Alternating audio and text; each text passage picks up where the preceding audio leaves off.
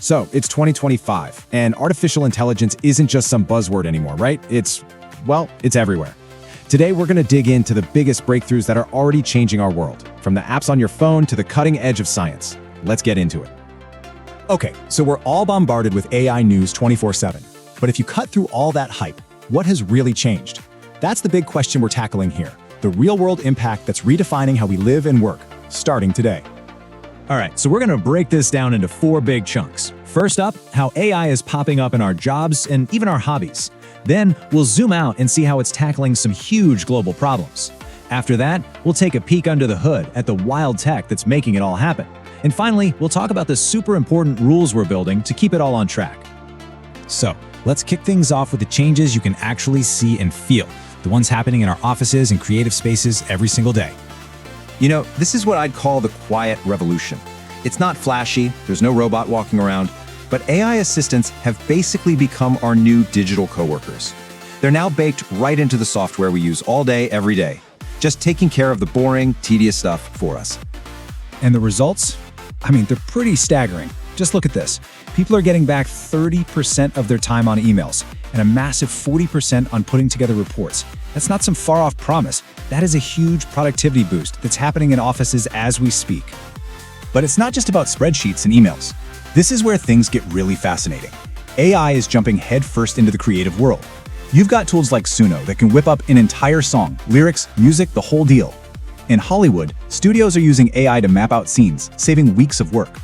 But, of course, this is kicking up a huge storm of legal questions about who actually owns AI-created art. And it's not just creative fields. The legal world is getting a massive AI upgrade too. AI can sift through thousands of documents in minutes, something that would take a whole team of people weeks to do. I just love this analogy of a paralegal that never sleeps. It absolutely nails it. We even saw a judge in Colombia straight up use ChatGPT to help with a ruling, which, as you can imagine, started a global debate. Okay, so AI is clearly making our individual lives more productive. But what happens when we point that incredible power at, the world's biggest problems? That's what we're looking at next. For me, one of the most incredible areas has got to be predictive health. We're not just talking about diagnosing you when you're already sick. This is about forecasting health risks years before they happen. Places like the Mayo Clinic are using AI to predict heart problems by crunching tons of data. It's less of a tool and more like an early warning system for your own body. And this is just accelerating scientific discovery at a mind-blowing pace. I mean, think about it. Just a few years ago, we were mapping proteins. Now, in 2025, that foundational work is letting labs design brand new drugs from the ground up. And just this year, an AI at MIT discovered a totally new material that could make solar panels way more efficient. And that brings us to one of the biggest fights of all, climate change. And here, AI is becoming a totally essential ally. It's being used for everything, from tracking wildfires in real time with satellite images, to predicting floods, and even sending out drones to monitor coastal erosion. So, we've seen all this amazing stuff AI is doing, but you might be wondering, how? What's the magic behind the curtain that's making all of this possible, right now? Well, let's pull it back. A huge shift we're seeing is the move away from these giant, clunky, one-size-fits-all AI models. Instead, the trend is towards smaller, specialized models. They're cheaper, way faster, and so efficient they can run right on your phone. It's all about making powerful AI accessible to everyone. Then there's this absolute game changer, multimodal AI. Basically, AI used to just think in text. Now, it gets everything. It can see images, hear audio, watch video, and read text, all at the same time. You could give it a spreadsheet and just say, hey, turn this into a video presentation, and it just does it. It's unbelievable. And if you thought that was wild, this is where things get straight up science fiction. We're starting to see real pilots of holographic meetings. Seriously. Forget staring at a flat screen. This is about having life-size 3D holograms of your colleagues right there in the room with you. This quote sums it up perfectly. Okay, hang with me on this one. Digital twins. It sounds complicated, but the idea is pretty simple. You create a perfect virtual copy of something. It could be your own health profile or maybe your company's entire supply chain. Then you can run simulations on that copy. It's like having a crystal ball to test drive your decisions and see the future before it happens. And all of this tech is building towards a really crucial leap. We're moving from AI assistants that just answer questions to autonomous agents that actually do things. An assistant is like asking your phone for the weather. An agent is like telling your computer, build me a new website, and then watching it figure out all the steps and just build it. It's a huge difference.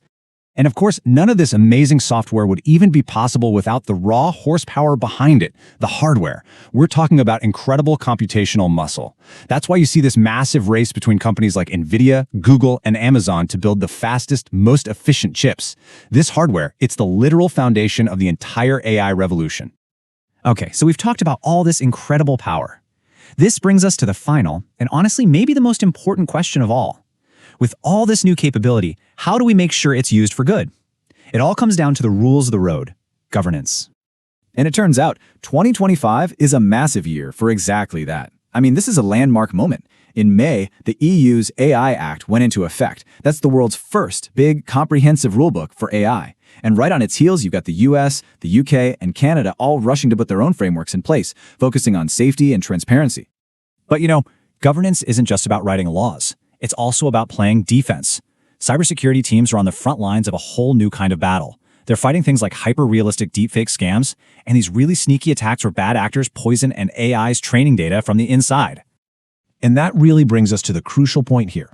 All these rules and regulations, they're not there to slow down innovation. Just the opposite. They're designed to build the guardrails we need to create trust. Because without trust, this technology just can't reach its full potential safely. So that leaves us with one last big question to chew on. The technology, the AI, it's learning and evolving at a speed we've never seen before. The real question is, can we? Can we as people, as a society, learn and adapt fast enough to keep up?